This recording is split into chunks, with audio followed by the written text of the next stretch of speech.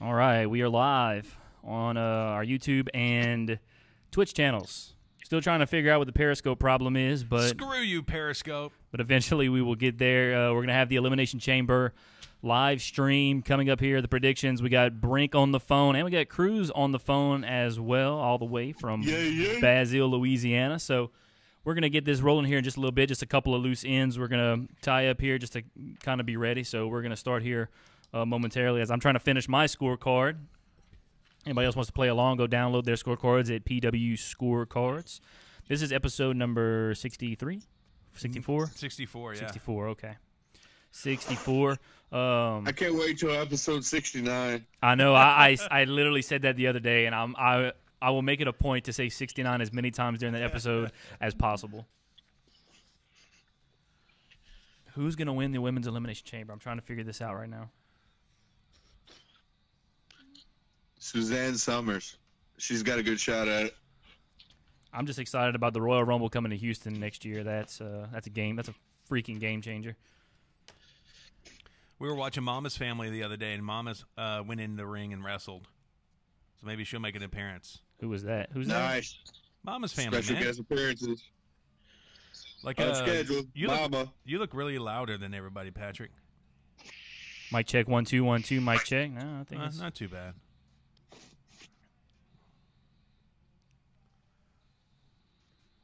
Okay, yeah, that must be. Okay, my aunt did that online for me. Cool. My taxes, baby. We get a sweet little $1,500 refund. Looking forward to that, man. That's all right. Hell yeah, man. Part of that will probably go to the Rumble fund for next year, honestly. There you go. All right. Cruz, are you ready? Yeah. Brink, you ready? Ready. You ready? You know it. All right, cool. Well, I'm ready, so we're going to go ahead. I got us recording everything. I think we're ready to rock and roll, so, whenever you're ready, just go ahead and do your countdown, and we're going to rock and roll. All right. In 3, 2, 1. And welcome to episode 64 of the Average Marks Pro Wrestling Podcast. We are broadcasting live in the beautiful Collar and Elbow Studios. Now, shirt of the day. One I'm wearing, it is the Sarge shirt because I'm ready for war today, Randy. I'll talk to you in a few minutes. But you can get this shirt 10% off or anything at the collarandelbowbrand.com. Always having sales at their website. You can get the sale price plus the 10% off. Just use our promo code at checkout, The Average Marks. Just one word, The Average Marks. It is the Elimination Chamber preview show as we get ready to fill out our scorecard. So if you haven't done so yet, you can pause the podcast right now, and you can, unless you're listening on KEZM, you can't pause terrestrial radio, but you can go download the scorecards at PW Scorecards on Twitter and play along with us. As I just pretty much finished filling mine out, I got to do a few more. And then we have on the line, we got Brink joining us. Brink is the new NXT AMP scorecard champ. He, after a recount, won it back at the Royal Rumble. So, of course, he won't have to defend it this weekend. There's no NXT show. So, Brink is just me and Brink are going one-on-one. Brink was the runner-up for the Royal Rumble. So, it's going to be me and Brink one-on-one. And then everybody else is just going to vie to become number one contender for Fastlane, which is coming up in a few weeks. What's up, Brink? Are you ready to go one-on-one with the great one? I was hoping maybe you were about to say 1-on-1 with the Undertaker, player. No, that'd be a tag match, player. Well, it was one or the other. Usually, you're gonna make a tag team match, or you're going 1-on-1 with the Undertaker, one or the other. It was always one or the other. That was the only two options with Teddy Long. So, and then also we got Cruz joining us. I think Cruz, I don't know, he might be fresh off of a day's sleep, but Cruz is joining us, so Cruz will be filling out a scorecard as well. What's up, Cruz? You're actually gonna be in Houston at Elimination Chamber on tomorrow. That is correct. I will be in Houston, Texas, at Elimination Chamber, staring at Bailey's booty. Where are you going to be? Can you kind of tell us where you're going to be sitting, maybe? Or do you know yet? Inside the Toyota Center. Okay, well that. Now, are you going to put the signs by the Gooch, like we discussed, to get in the Average Marks podcast sign? We're working on the Gooch pocket right now, trying to get signs in there. Yes. All right, so That's the only place they're not going to check. I honestly don't remember where we're sitting. We're not on the floor, but we're kind of like in the first level. So odds are you might see us. I hope we're like a good camera can hit us and you'll just see us all night. Yeah, most definitely.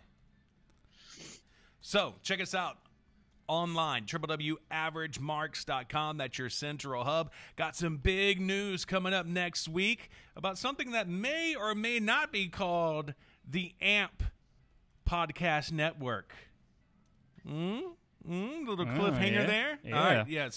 Stay tuned for that. But you can find us wherever we're at. Man, we're on iTunes, Spotify, Google Podcasts, iHeartRadio, you name it, we're on it. Whatever your preferred podcasting platform is, make sure you subscribe or follow your boys. You also hit us with a rating and a comment after you listen so that we get stuck in their algorithm so that other pro wrestling fans can find us. And if you want to help the show out, we got some pretty cool perks on our Patreon page as well, patreon.com/TheAverageMarks. Follow us on Twitter and Facebook @TheAverageMarks. All right, so now before we dive into the scorecards, earlier this week you had a run-in with a certain group admin on Facebook, and this has not been your first run-in. You know, we post things on our social media, obviously to help promote our show, and it's not. We do it to promote the show, let's be honest, but at the same time, it's usually birthday posts. We are, celebrating a wrestler's birthday, whether they're deceased, whether they're alive. We remember folks who would have been, a certain age, whatever the case may be. That's our big thing. We put birthdays, we always recognize wrestlers' birthdays, and we always put them in these groups. And apparently there's this one group, and there's this one guy named Randy Perkins who... Oh, you just went with the last name, didn't you? Yeah, I did. I did. I was trying to stay away from that. But, well, you know what? He's a moron. And you had posted something earlier this week. Yeah. It was Tommy Dreamer's birthday. Tommy Dreamer's birthday. Go ahead and tell us the story. Just kind of, go through it real quick. How this all transpired. Right, so we're doing our daily birthday posts, and we share it in different wrestling groups. And if you can't post wrestling content in a wrestling group, why do you have a wrestling group? But anyways, yeah, it was Tommy Dreamer. And I got his age wrong because Wikipedia had the date wrong. His actual birthday is on February 13th. Wikipedia had 14th. And so I said he was 47. Well, he messaged us on Twitter. Yes, and he I did. marked out like a little schoolgirl with the knee-high white socks and the skirt and everything, dude. I was going crazy. And I was like, oh, my God. But he said, thanks, and it's 48. Yikes. And I was like... And then I was like, oh, man, I messed up on another birthday person. We're going to have another Nick Aldis thing going on here. Right? So I went to Wikipedia real quick, and I noticed it said the 14th. And I was like, oh, crap. So I was like, oh, man, it's your early birthday. Sorry about that. He's like, no, it's today. Oh, okay. And I was like, all right. So we had it right. We put it on the 13th. Yes. Which is his actual birthday. Wikipedia has it wrong. They have it on February 14th, of course, Valentine's Day. And then you posted it to this Facebook wrestling group, and then what happens? So then this big old troll named Randy Perkins comes around again. He got out of his hole, saw another birthday post from us, and he has it out for us because I can guarantee you this guy has banned us from posting in groups at least 3 to 4 times. He's that kind of hater. I don't know why he's that kind of hater, but he is. And I tell you what, here's the Mikey Goes Mental segment here, Patrick. Here we go. Essentially, he said we were wrong. Yeah. Right? He did. And you opened your mouth before, and I proved you were wrong, Randy. Why don't you learn your lesson, dude? You don't know crap about wrestling.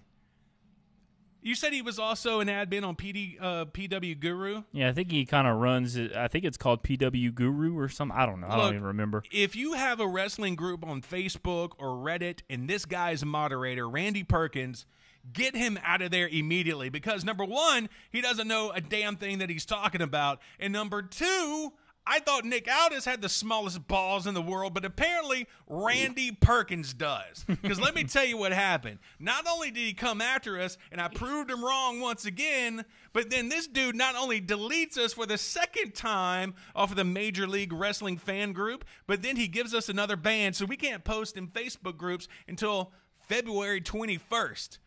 Now, I looked at your profile on Facebook, Randy Perkins, and I can tell from your picture 3 things. 1, you still live with your mother and you probably work part-time as a cart pusher at Walmart. Number 2, you look like a homeless Muppet. Oh, my God. I'm laughing at my own jokes. You look like a homeless Muppet, dude. And number 3, you probably still wear Velcro shoes. This guy, as The Rock said, has never tasted the poutine pie.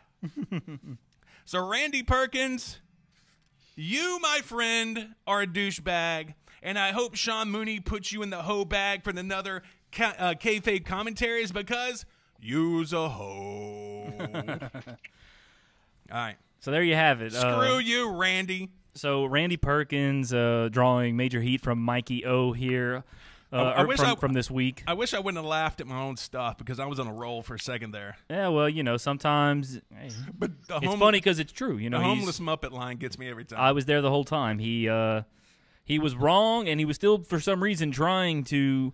because apparently he messaged Tommy Dreamer, and Tommy Dreamer was telling him, don't believe everything you see on the internet. And he thought Tommy Dreamer was talking about us, but Tommy Dreamer was talking about the fact that Wikipedia got his birthday wrong, and we actually got it right. But Randy still could not, grasp the concept that we were right and he was wrong. I don't know. No, the message that he posted, Tommy Dreamer said, no, today. Yeah, no,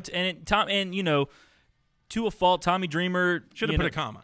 Tommy Dreamer wasn't using perfect punctuation, but we're not Nazi grammar Nazis. No, that's what it is. Hey, we love Tommy because when we don't. Yeah, Tommy Dreamer can pronunciate or use miss punctuation, whatever you want to call it. He can mess it up all he wants because we can kind of figure it out. But Randy's too stupid to figure it out. I guess I don't know. Tommy's a fantastic guy. I remember, and this shows you how much he pays attention to social media and his fans, because I was tweeting the fact that I was marking out because I was fixing to talk to Tommy Dreamer on an Impact Pro Wrestling presser.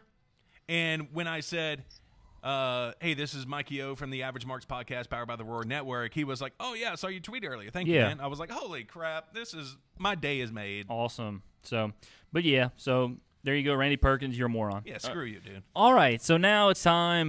We got anything else we want to talk about? Oh, yes. I mean, we can talk about Randy more. No, we don't want to waste any more time on Randy.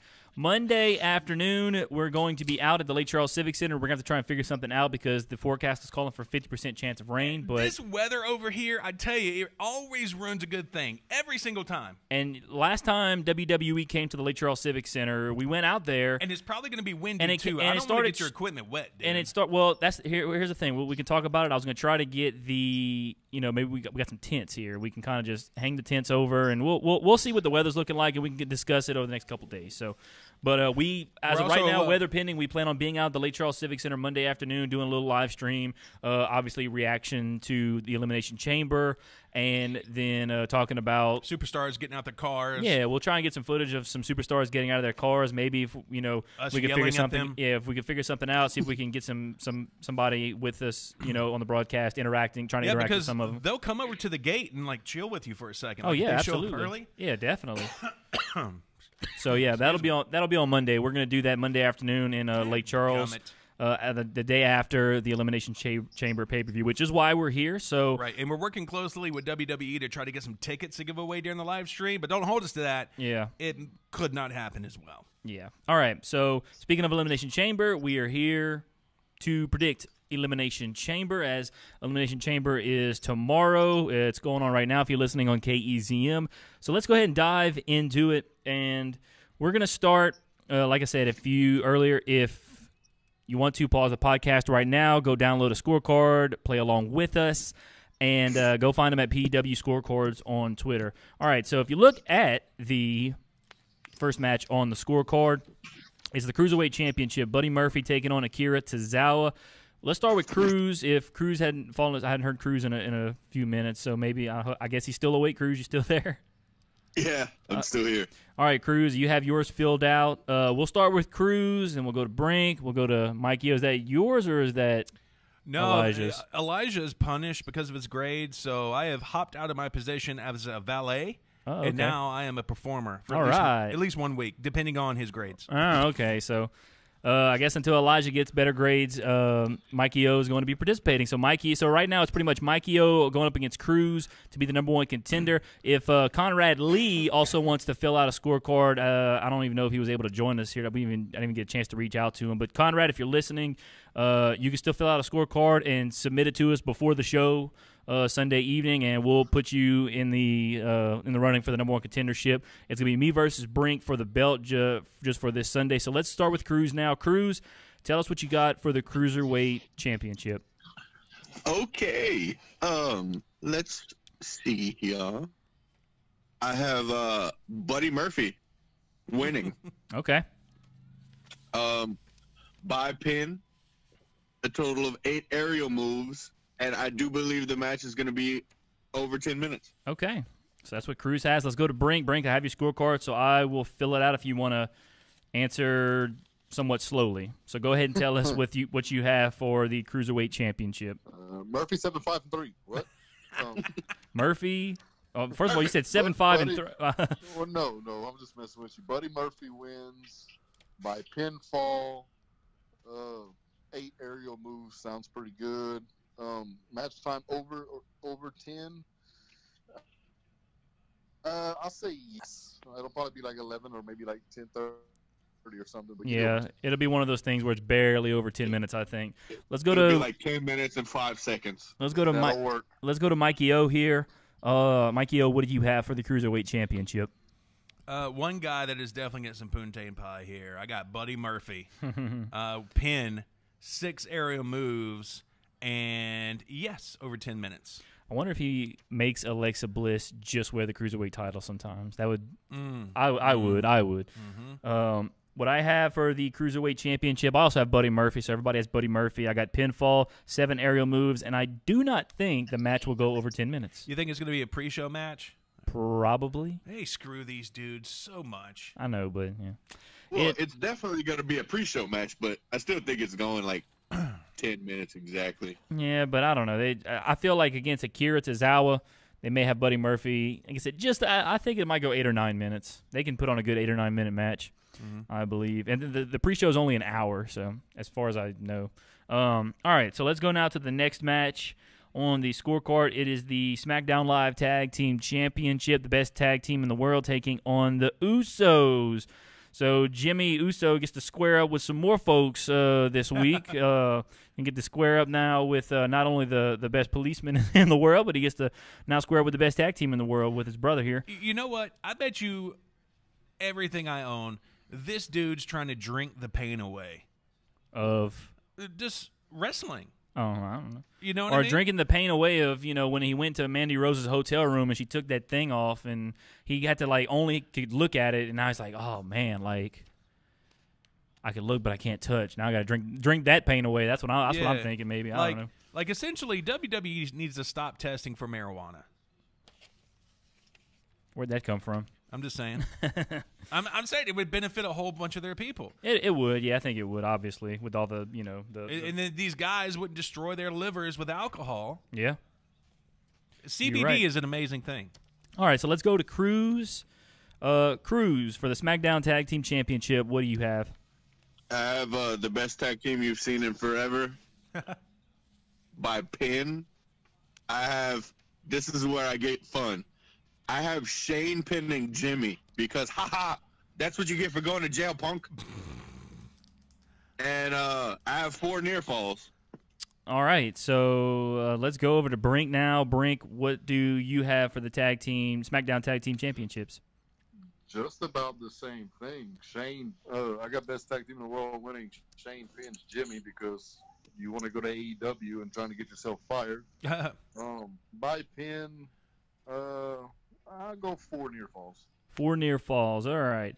Let's go to Mikey O. Mikey O, what do you have? Yeah, I got the best tag team as well. Pin, but I have Miz pinning Jay and 4 near falls. I can see Liam on the Brinkman's little boy. Liam chilling, listening in on the podcast. I pretty much have almost the exact same thing that Brink and Cruz have. I have the best tag team in the world winning. I have Shane pinning Jimmy, so I have, of course, via pinfall, and I have 6 near falls. So that's the only difference I have. So 6 near falls for that match. All right, let's go now to the Intercontinental Championship match. It's a handicap match. It's going to be Bobby Lashley and Lio Rush taking on Finn Balor. And what confuses me about this is, let's say Lio Rush pins Finn Balor. Is it Lio Rush the Intercontinental Champion, or does Bobby Lashley just get it back? Is Lio Rush basically there just to win it for Bobby Lashley? That's a great. The fact that you have to ask that question proves that Finn Balor's winning. Well, they could also have Bobby Lashley pinning Finn Balor. They could. Yeah, but if they're a team, do they share it? All kind of stuff like that. Yeah, Finn Balor's winning. There you go. They might want to set up. Fixed. They might want to set up a program with Lashley and Rush so they can break them up, and it's possible. The heat between who has the belt. It could be. It could be that could be. So with that being said, as I said, let's go to Cruz, and I think we know where Cruz might be going with this. So Cruz, tell us what you have for the Intercontinental. I picked Bobby Lashley and Lio Rush. Oh. No, I picked Finn Balor.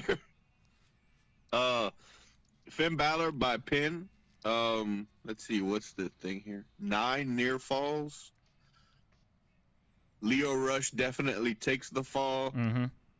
And I'm going to have 5 aerial moves. Okay, so that's what Cruz has for the Intercontinental Championship match. Let's go over to Brink now as I get ready to write down what he's got. Brink, what do you have for the Intercontinental Championship match?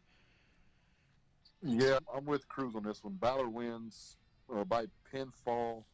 We'll go 5 near falls. Lio Rush will take the fall, so that would be a yes.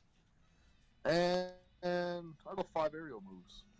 All right, so Brink's going with 5 aerial moves there. You got Balor winning. Let's go over to Mikey O. Mikey O, what do you have? I got Lashley and Lio winning. I got a pinfall, 7 near falls. I got Lio making the pin, so yes, and then 5 aerial moves. All righty. I also have Lashley and Rush winning. I'd love to see Finn. Finn was in the Intercontinental title match last year, but he lost to Seth Rollins, who's now in the Universal title match. So I wouldn't mind, because Brink was talking about going into the Royal Rumble if, Balor loses, because this was Brink's theory, and I actually really liked the theory. He would lose to Lesnar at the Rumble. He would enter the Rumble and win the Rumble, and then come back at WrestleMania as Demon Balor and defeat Brock Lesnar. But I think they should maybe do the same thing, except now you have him lose to Lashley and Rush, and then you kind of build it up, and you have a Lashley versus Finn Balor one-on-one for the Intercontinental Championship at Mania, except you have Finn come out as the Demon. Go ahead, Brink. Well, what if you have Finn come out as Demon Sunday?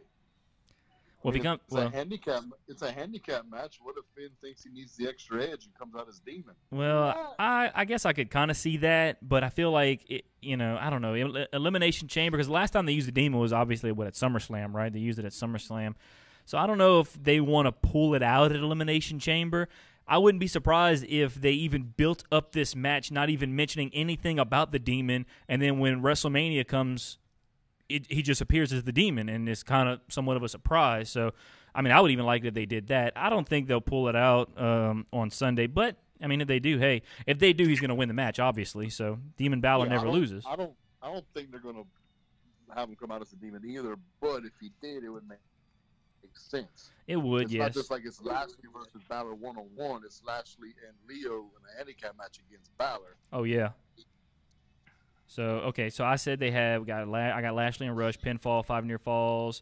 Lio Rush will not make or take the fall. I think Lashley pins Balor, and 6 aerial moves. That's what I got. So let's go now to the Raw Women's Championship. It's Ronda Rousey taking on Ruby Riott. So let's go back to Cruz now. Cruz, what do you have for the Raw Women's Championship? I have Ronda with the win by submission, 11 minutes, and no Riot Squad interference. Oh, interesting. All right, so let's go to Brink now. Brink, what do you have for the Raw Women's Championship? I got Ronda winning, and I mentioned it on WrestleCast. Predictable is not bad. It's super predictable. There's no way Ruby Riott's winning, because Ruby Riott versus Charlotte at Mania ? No. Ronda wins, and I think the match is going to actually be really good, and is actually going to help Ruby Riott more, because it'll show someone like Ruby, who hasn't really done all that much on the main roster, kind of up her game up and show people like, hey, she can go, and she made Ronda look pretty good. Mm-hmm. So I think Ronda wins by submission. I'll say 13 minutes. Okay. And no interference because Riot Squad's already in the chamber. So if they're not going to come out before because they got to prepare for the chamber match, they're not going to come out afterwards because they'll be beat up by the chamber match. So yeah, no Riot Squad. Alrighty, so let's go now to Mikey O. Mikey O, how do you see the Raw Women's Championship playing out? Yeah, if you're watching us on live and Twitter, hop in this live chat and let us know what you think about these matches as well, because we definitely want it to be interactive. I got Ronda Rousey winning, of course. No way she's losing to Ruby Riott. I mean, come on. I got submission, 14-minute time limit, and Riot Squad interfering. I got yes. I also have Ronda winning via submission. I think the match will last about 7 minutes. And Riot Squad, I think the Riot Squad will be there, and I think the Riot Squad will try to interfere. I think that, because I think Ruby will probably need the Riot Squad to interfere to probably maybe have a chance to kind of get the advantage on Ronda at some point. So, but I got Ronda winning, obviously by submission. All right, let's go now to the no disqualification match. I don't even know when this match was added, but Braun Strowman versus Corbin, round 58, it feels like. So simple enough. One-on-one, no disqualification. Cruz, let's go to you. Braun Strowman versus Baron Corbin. What do you have? Braun Strowman. Actually, I have Braun, but Braun Strowman by pin. I have, 3 finishers going against everything I felt in my body and have always done. Yes, announce table destroyed. Yes! Yes, outside interference. Yeah. Real quick, Brink, before we get to your pick, I forgot to write down. I know you picked Ronda. I know you picked by submission, but what was your match time in minutes? I think it was, 14, was it? 13. 13. And Riot Squad interference, yes or no? No. Okay, no. All right, cool. All right, Brink, so let's go to you now for the no disqualification match, Braun Strowman versus Baron Corbin. What do you have for that one? See, we talked about this on WrestleCast. It's like, God, we're getting another Strowman versus Corbin match. We've seen that 1,000 times. And then Conrad looked it up. You know how many times Strowman and Corbin's actually fought one-on-one? How many? One. Once. Wow. But official match, just once. Yeah, and I guess the reason it feels so long is just because they've been feuding back. It's been boring. Yeah, with that too. But they've just been kind of bickering back and forth, and it just feels like they've encountered each other so many times. Just, besides the only one-on-one match they've had, they've encountered each other so many different ways and stuff that it just feels. And then like Brink said, it's been just boring. Strowman, still don't know what the hell they're trying to do with Strowman, but maybe I have a feeling something might happen in this match that someone may come out. Someone I don't know, or I feel like this match right here is gonna maybe some sort of set up Braun Strowman's WrestleMania match some way somehow. I don't think he's gonna fight Corbin at WrestleMania because let's face it, nobody wants to see Corbin and Strowman at WrestleMania. But who do you find for Strowman? I don't know, because last year he won the tag team titles with a freaking 10-year-old at WrestleMania. So I don't know what they're, and he's not in the Universal title picture. He's not, maybe he goes to the Intercontinental Championship picture. I don't know. That's the thing. So I'm interested to see where they go with Strowman, though, because obviously they're not going to not use him at WrestleMania. Hopefully they don't put him in the Andre the Giant Battle Royal, but I guess we'll see. So, Brink, so you gave me your predictions on this match just now? I did not. Okay, so go ahead, Brink. Give us your predictions for this match. Braun wins by pin. I'll say 2 finishers because there's no way in hell that Baron Corbin's hitting the end of days on Strowman. How many? You said 2? 2, yeah. Announce table destroyed, yes. Outside interference, yes. Alrighty, so that's what Brinkman has there. Let's go to Mikey O now. Mikey O, what do you have for this match? Yeah, just to expound on the whole Strowman thing, it makes you think, how much of a dummy or degenerate is this dude? Because obviously he's the body type that McMahon loves. Mm-hmm. So McMahon wants to put the title on him. But what is he doing behind the scenes that just makes him not title worthy? I mean, this guy must be just a straight moron. He destroyed Vince's limo. Well, so did Stone Cold, and he hit him over the head with a bedpan. Yeah. Boing. So, all right. Yeah. Greatest accidental spot ever. That was so funny how the video, like he hit him so hard with the pan, the sound is delayed. Oh yeah. I don't know. I was That watching. and when he zaps him with the defibrillator, whatever it's called. All right, I got Strowman, pin, 4 finishers. Yes, the table is going to be decimated and no outside interference. I also have Braun Strowman winning this match via pinfall. I'll go 4 finishers.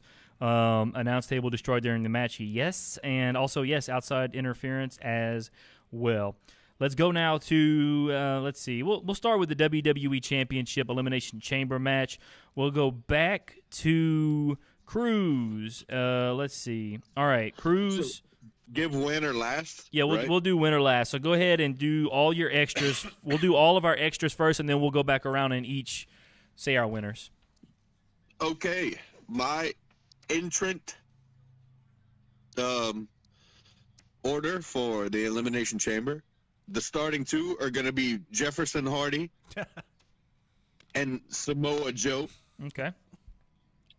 Number 3 will be the new Daniel Bryan. Number 4 will be Kofi Kingston. Number 5 will be AJ Styles. And number 6 is obviously going to be Randy Orton. My first superstar eliminated, Jefferson Hardy. Ooh. Does a superstar go through a pod wall? Absolutely. That's a spot they do every year. Final fall, this might give away my winner, is going to be by submission.